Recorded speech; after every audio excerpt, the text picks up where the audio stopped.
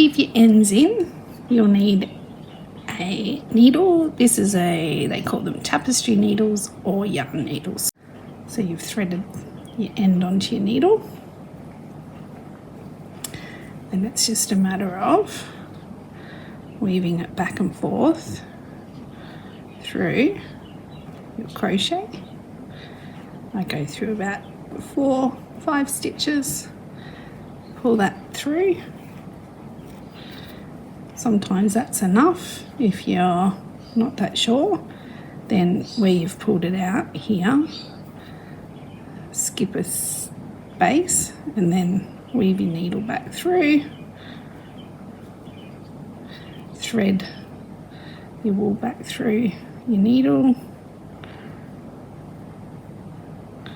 and then pull it back through again, making sure each time you pull it through just to pull the tension back out of it so it doesn't scrunch up your work.